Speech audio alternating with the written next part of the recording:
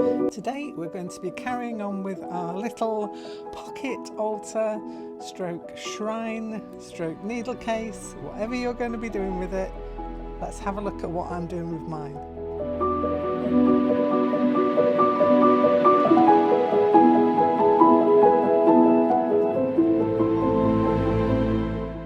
Hello and welcome back to a kooky corner of YouTube.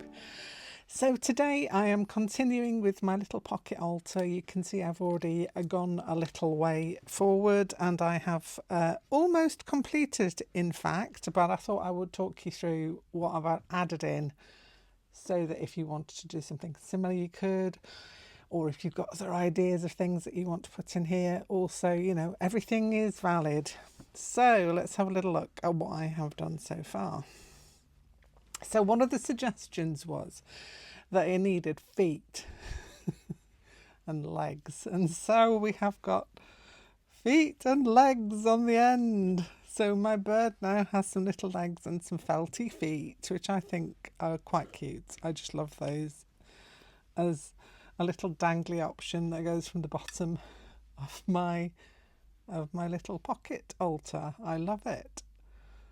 And it's very similar to some of the birds that I've made previously. Got rather big, squawky yellow feet. Matches the beak as well, so the beak is on there. So, other things I did, because if you remember, I'd left the bottom and the top open so that I could add things in. Well, what I did was I have twisted together some yarn with some garden twine. Actually, the green and the purple are garden twine, so they give it quite a nice rustic feel. And I've plaited them together and sewn them into the top. This is going to hold the thing together when it's folded up. So that was that idea. I added some beads onto the end as well. They're held with knots at the moment. I may actually add a little bit of glue just onto those so that that's all secure. I don't think it's going to come undone. I pulled it really tightly. I don't think it's going to come undone. But for an extra security measure, I could do that. I could have threaded more beads on. As I say, you can go to town with this. I will probably add to it. Who knows? I probably think, oh, that'll look great. It'll look fabulous with all kinds of dangly things attached to it. And yeah. So those are the two things I had as a suggestion. So I've got a tie top and the dangly legs and feet. Thank you and to the people who suggested those. A few people suggested a similar thing as well, so they've been added in. Right, turning it over, this is where some of the changes are. So this middle bit here, that is a piece of vinyl. So, and that's going to be where the picture goes. You can have whoever or whatever you want in there. You could even put a piece of artwork in there if you wanted to. Also with the pattern, you can upsize it. So if you want your little pocket shrine altar thing to be bigger, feel free to make it bigger. The pattern is in the Facebook group. So it's a Cool Kooky Creatures Facebook group. And it is in the files section. So you should be able to find it in there. And so yes, it's stitched in really easy. It's just a piece of vinyl that I've got on a roll, so I cut a piece off to fit into that little small space there. I'm testing it out with this piece here because I've got to choose the picture that I want to go in there yet. And I didn't think it was fair to show pictures of my children even though they are adults now, but I think, you know, that's something that's going to be in there for me and for them when I show them. So what else I did? I got myself some wire, and I was originally going to put a pocket on the bottom of here and put a little crystal in or a stone, but what I did in the end was made myself a little wire heart, and on it, they're quite heavy to be honest, on it are some little chips of rose quartz and amethyst that are slotted onto the wire, bent into a heart shape, and then the end of the wire I've turned into a little spiral. Because if you know me and you know my work and you know my artwork, I always have a little spiral in somewhere or in many places. So that's in there. Going up to the next section, someone to me mentioned magnets for closure, which is a very good idea also, and I probably will try that on another one if I make another one. In fact, I've got another one to make up, which I may make into a needle case.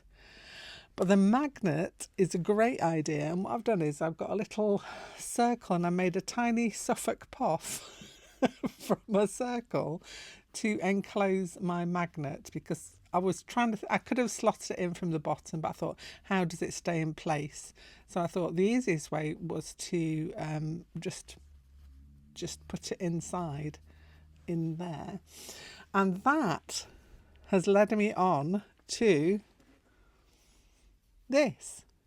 So I stitched the word family, it's surrounded with a little rainbow thread as well, onto some blue linen, which I absolutely love. I love this blue linen. I need to get some more of it.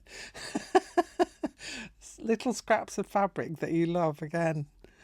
And I've put a magnet in the back of that. Now you could have this as a word that's interchangeable, so you could put different words on there for whatever you want. So that sticks onto there quite nicely. So you could have an interchangeable word selection. You could have love or health or whatever you wanted. I just put family because that's what I want this to be. It's about my family, and so I'm putting little things in that remind me of both of my children. This little heart reminds me of both of them, because we were obsessed with making the little bracelets. We had a whole host of bracelets, and we found a place to get the chips, the precious stone chips from, not precious stone, but crystal chips. And we each picked out a selection of them, and I think we all liked the rose quartz and the amethyst as something, rose quartz is for love anyway, amethyst is a protection-y kind of stone, so I put those on there. And I think these are some of the stones that we actually picked out together, so that's another little thing that will remind me of both of them. Now, on either side, on the wings, which I haven't actually put on there yet, and also this section here and the eye, so that's what we're going to have a look at now. I've shown you where I've gotten up to, and yeah, really happy with this. I'll show you how it all fastens up in the end as well. So, these little legs, I love these little legs, there's just something about them, make me smile. Very good idea, that one. So on either side of here, I have got two little symbols. One is the ram for Aries, and one is the scales for Libra, because one of my children is a ram, an Aries, and the other one is a Libra. So I thought I actually had those to hand, almost as if they were meant to go on here. So that is going to go there. So I'm going to stitch those in with you in a moment. And for the next section here, I've got a little tree, a family tree, and it's made up of little hearts. I don't know if you can see. Let's have a little look closer there. So that's going to go there. And these two little keys. Now these keys, really tiny ones that I thought would fit in quite nicely at either side of the tree, and they both have a key, not only to my heart but also to, if anything goes wrong, they've always got sanctuary here. So the key is there to represent that. And then for the eye, I had many suggestions. Lots of people said, why don't you make a snap there that would work then as a closure? That is a brilliant idea.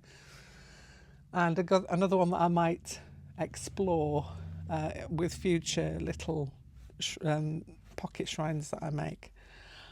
But by chance, a little flower fell out of one of my stitchery things that I've been doing, and it kind of landed there, and I thought, oh yes, brilliant. So he's going to have a flower eye, and I think that finishes that off quite nicely. So yeah, I'm quite happy with how it's turning out. I'm just hoping that it's going to close properly. Because all the additions, when you add things in, it starts to build up a little bit of the bulk. But if you try and keep things as small or as flat as possible, I know the magnets have added a little bit of bulk there, but I'm quite happy with that idea. I quite like that. I'm thinking I've got other ideas in the brain. In the brain, I do have brain cells, contrary to popular belief, and they are whirring, thinking of all the other different things I can use my magnets for. If you're interested, the magnets I got were the really tiny ones. I got them in a set. These tiny, weeny, very strong magnets that it takes forever to pull apart. Like now, so that size, really small,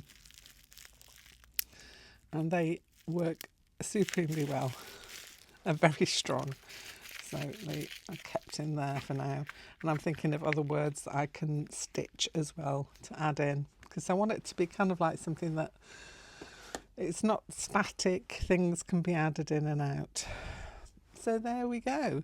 So I'm going to stitch these in now. I'm going to stitch the eye on, and yeah, we'll just have a little session where we stitch things together.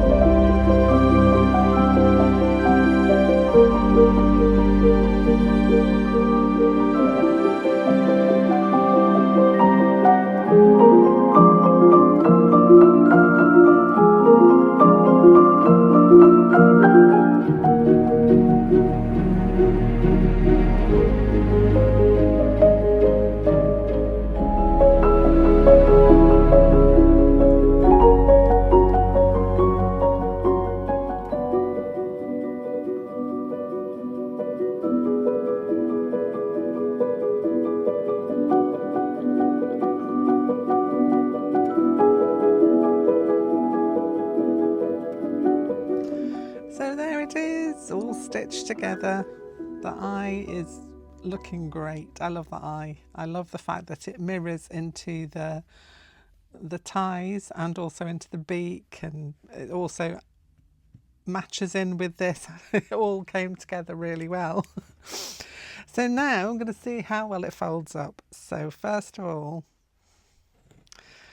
So foldages, tuck the feet in, fold it up, tuck the wings in, fold it up, fold it up. Come on, foldy, foldy. I have to move those to one side a little bit, tuck the beak in, fold it round, and then this all comes together, wrapping round there, and the beads, one under there, and one under there, she says, hopefully. Yay! And there's my little pocket altar all fastened up. I can pull that beak out a little bit there. So this is going to go into a little bag here that I've got, one of these little see-through bags, and that will keep it nice and safe to go in my handbag. Although it would go in fine on its own, but I just think just to keep it nice and secure in there. And I might put something on the end of these as well, just to finish it off. I really, really enjoyed making this. Really, really enjoyed making this. It's been such a fun thing to do. January is one of those months that I am getting to love more as I've got older, but it's the darkness of the days sometimes that cause a little havoc. I could actually leave his beak out. So, let me out, let me out. No, I'll probably tuck it in. So, when you come round to making your own, obviously you'll do yours with your own ideas and your own things that you want to put in. But I've got a couple of books that helped a little, but it was also very fascinating to find out about. So the first one is this one by DK, Signs and Symbols. Let me take you up a little slightly so that you can see this book. An illustrated guide to their origins and meanings. This is a DK, like an encyclopedia kind of book. I love DK books because they're full of pictures. So you get all kinds of little symbols and things in here and what they mean, all about the flowers and what they mean. So if you want to add any flowers and things, and you can find out about different meanings of them. So for example, a daffodil, a cheerful symbol of spring, and the daffodil is also associated with the resurrection and Christian period of Lent. So that's interesting to know. Lots and lots of little interesting facts about all the flowers. And there's a couple of pages on flowers as well, and one specifically for the lotus flower. Herbs and spices. So if you want to add a little bit of smelly vision into your altar, I suggest not garlic. But some of the nice spices, you could put a little pouch of spices in there. That'd be quite nice. Or some aromatherapy. A little pad you could put aromatherapy drops on. There's an interesting thought. Fruits of the earth, pears. So that's linked to love and mother symbolism. So yeah, so many things in this book. Very, very interesting book. It goes through all the religions as well, going back to Roman times. We have got jewellery, clothing and costume, musical instruments, everything you could think of in this book. So it's very, very interesting to read, even if you're not making yourself a little pocket altar. Very interesting to read. The other book I found on my shelf that I have had for many a year, over 20 years in fact, probably about 25 years I would say. And it is this book by Denise Lynn called Altars. It's still available because I did a little check. It was really cheap on Amazon. I think it's only about $3 something for a second-hand copy of this. But it's really interesting to read. So it's bringing sacred shrines into your everyday life. And I'll just show you a couple of things.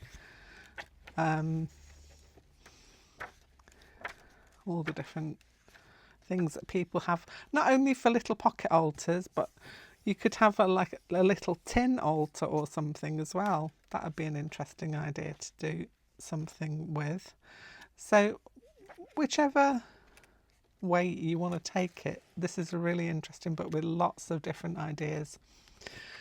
For things, you've got to have a marriage altar, a new love altar, holiday altar, vacation altar. So you've got a workplace altar, so you could have something that you can take and use at your workplace, spontaneous altars, and this is quite handy, size and structure. If you wanted a bigger one, you know, absolutely could do that as well. Polished stones and gems. It's a really interesting book to read if you are interested in that kind of thing, which I am interested in that kind of thing. But also at the back, it's got an appendix. And this I found really useful. So it was like the meaning of altar objects, so things that you could put inside or inside your little pocket shrine thing. And the meanings, so they're all quite handily there in the back of this book. In fact, it said essential oils there. So different things you could have there. You could have, what is it? Soothing and calming chamomile essential oil. Lavender is always it's either, some people love it, some people hate it. Rose, sage, so all the things that you could put inside. Obviously, you wouldn't want to put an actual amphibian inside, but you could put like a little charm of a frog or something, or a charm of a crocodile, or an eagle, or whatever else you want to put in there. So those are just 2 books I've got on my shelf that'd be interesting to have a look at if you want to get some ideas of things that you want to put inside, or symbols you want to put on your pocket altar. Or failing all of that, you might just want to have a little needle book, which would work equally as well. So this is the one that I'm still making, the second one. So I might make this one into a needle book. And if I do, I'll show you how I did that as well. But for now, that's all about the little pocket shrine that I'm going to put in this little bag now. That's going to go in my handbag, along with all the other things. So I don't know if you've seen when I made this. This is inspired by Maggie Morris. So this is my little my bag notebook and sketchbook that go together. So everything goes quite nicely together, and I'm very pleased about that. Anyway, I hope you've enjoyed this. This is only a little catch up. It's the second part of the little pocket altar. So if you want to pop back to my previous video, you'll be able to see part 1 of where the pattern is, how I put it all together, and all that kind of jazz. I would love it if you could show me a thumbs up for this, and maybe even like and subscribe to the channel, because all of these things help to tell YouTube that you're interested in what I'm showing you here, and it really, really does help the algorithm to know, the sacred algorithm up in the YouTube skies, to know what's working and what people are enjoying. That's enough from me. I hope you have a brilliant day, and I'll be back very, very soon, because I'll be back here tomorrow, Sunday, for art club. So we're going to do our cozy art club, and I've got some candles to make it even more cozy. So bye for now.